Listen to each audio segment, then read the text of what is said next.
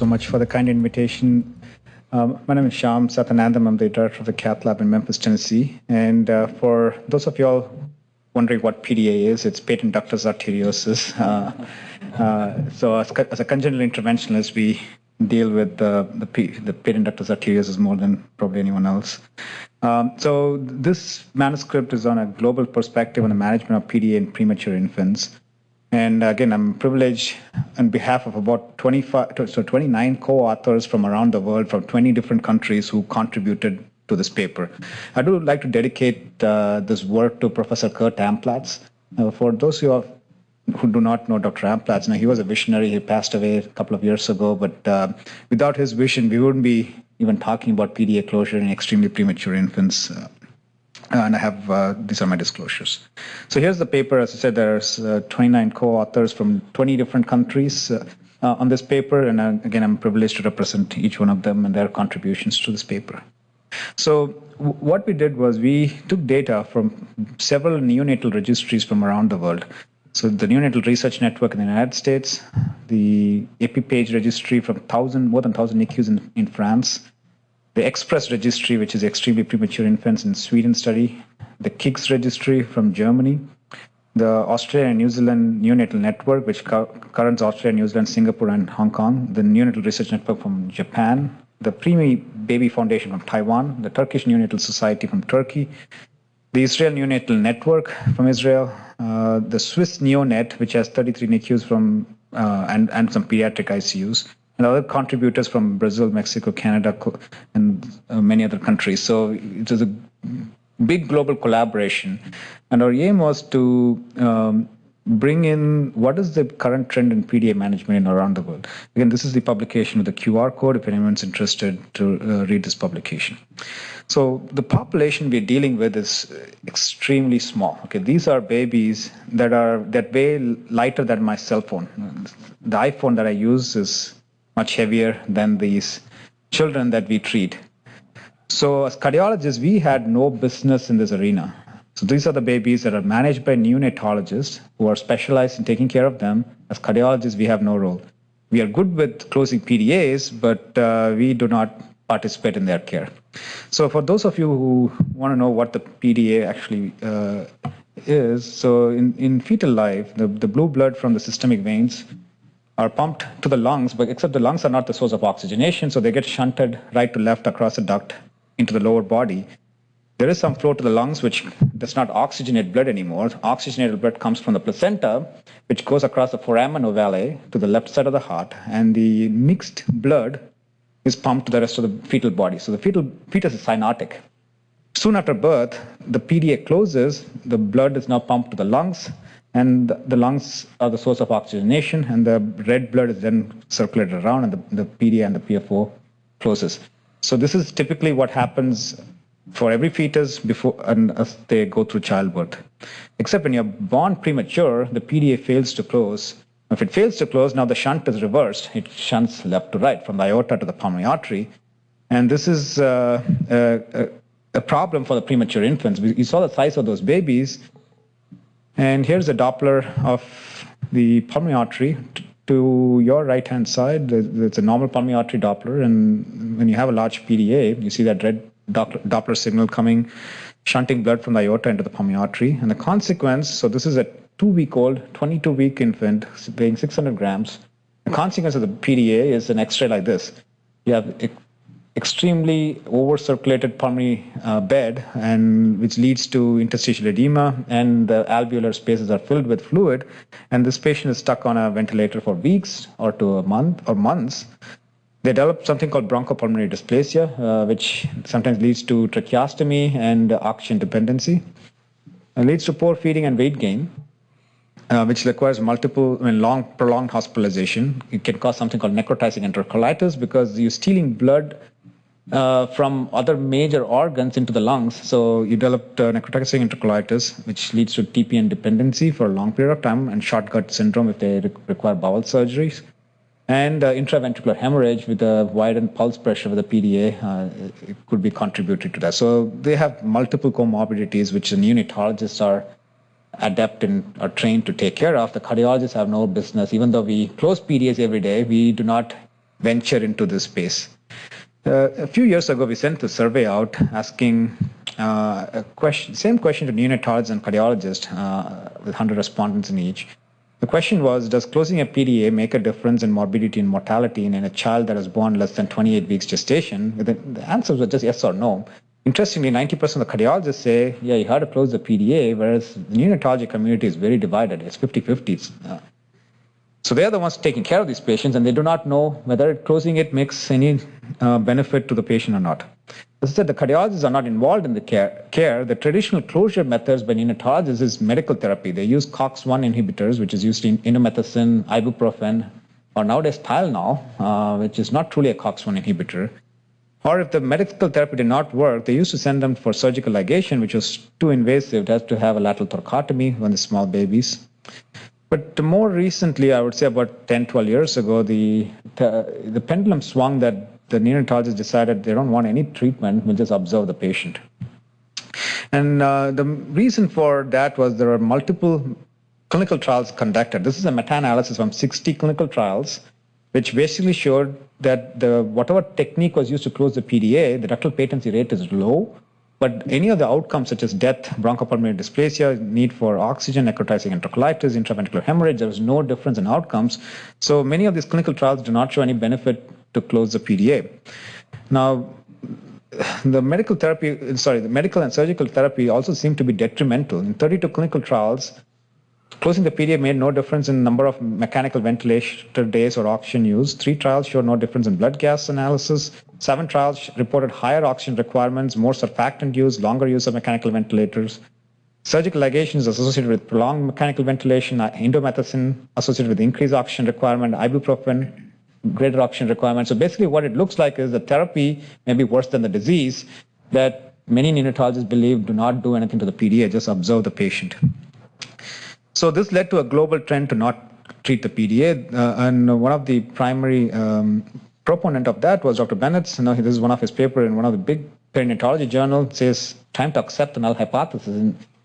In medicine, we really don't accept null hypothesis. Either we reject it or you just fail to reject it. So it was pretty provocative titles, and this is a paper in pediatrics, again, big journal. Says, hey, doctor, leave the PDA alone. So this is what happened globally, is to leave the PDA alone, just observe. This is from the pediatrics database.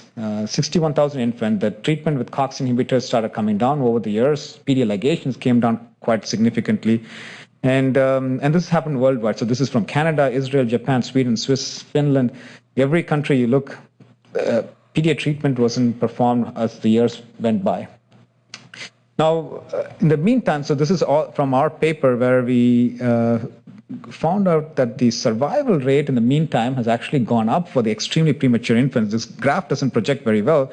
What you see on the x-axis is down to 22 weeks. And if you look at Japan, the survival rate for like 22-weekers is close to 70%, which is incredible, because when I was a medical student, 28 weeks was supposed to be viable. Now 22-weekers are surviving. The problem is when you survive that young, the chance of your PDA spontaneously closing becomes much less. So the younger, the less gestational age you're born, the more chance the duct is open and the consequence to all the duct. The problem with all the randomized trials in the past was most of the randomized trials were done between 1980 and 2014, when the survival rate of these extremely premature babies was not as high. And they did not even include an echocardiogram to see what size of the duct was before they randomized them to a clinical trial. And studies did not include the high-risk infants which were born less than 24 weeks.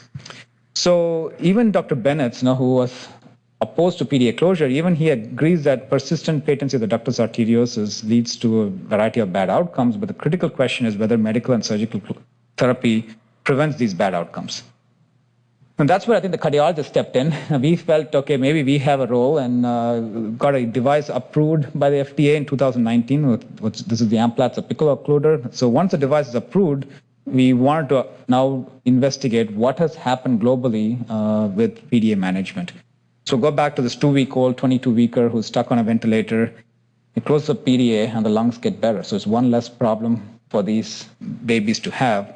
And the first time, this is from the Neonatal Research Network, what we are finding is the interventional PDA closure The transcatheter closure, which is in the orange line, has actually surpassed surgical ligation. So more centers are performing transcatheter closure than surgical ligation. And now that you've given a tool to the interventionalist's hands, this is what will be the immediate future look like? I think we will be going to the bedside. We will not be doing these procedures in the cath lab because these patients are too fragile to be transported everywhere. So pediatric interventional cardiologists are going to be traveling from neonatal ICU to neonatal ICU doing this at the bedside. And new clinical trials are required. So this is the meta-analysis with all the results. Maybe with a new clinical trial, there's a trial that's currently started called the Pivotal trial, which is basically percutaneous intervention versus observational therapy. So we'll see whether we can answer these questions in the future. So the swinging pendulum. So we went from surgical ligations to observation. Now we are maybe switching towards transcatheter closure. And maybe this paper will help somehow get to a global consensus. Thank you for your questions. And we are running a PDA symposium for 2 days in Washington, D.C. in August 26th and 27th as part of the World Congress for Pediatric Cardiology and Heart Surgery. And if anyone is interested in learning more, please join us to discuss this further. Thank you so much.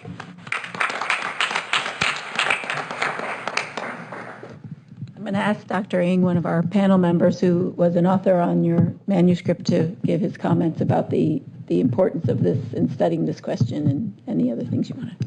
So congratulations, Shyam. This was a nice, comprehensive review of this lesion.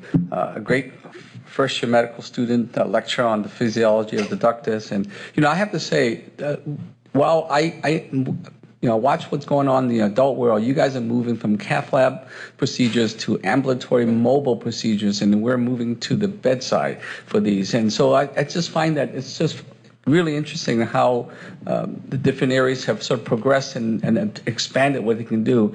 Certainly, this is a field that is emerging. I have to say, Shyam's correct that even among the neonatologists, there's not consistent agreement as to what's the best thing to do. Now, one of the questions that are being asked by the neonatologists are, what is the 2-year neurodevelopmental problems? And if they say that there's no difference, then many will say, well, leave it alone.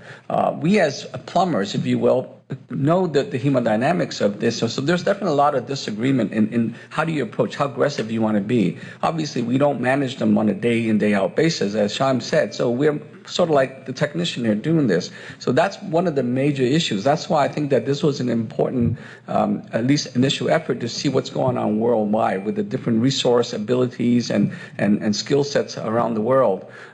You're talking to a bunch of adult cardiologists who may not ever have to make a decision on this, but we may have friends and families who may have a premature baby.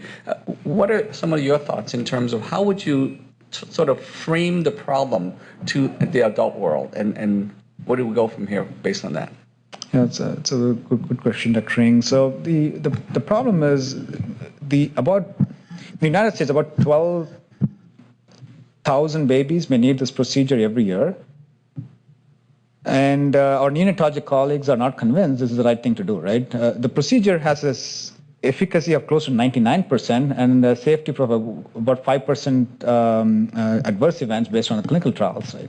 The medical therapy that the neonatologists use has like 50% efficacy and about 25% complication rates from the medicine. So this is a better therapy, but it's not in the hands of the neonatologists. They have to trust the plumbers for us to take care of the patient, which is going to be difficult. I think the most important thing is to partner with neonatologists. We are working on a kind of a consensus document where we can agree on some form of treatment algorithm for this patient. And at the World Congress, we'll actually be presenting the document that we are proposing.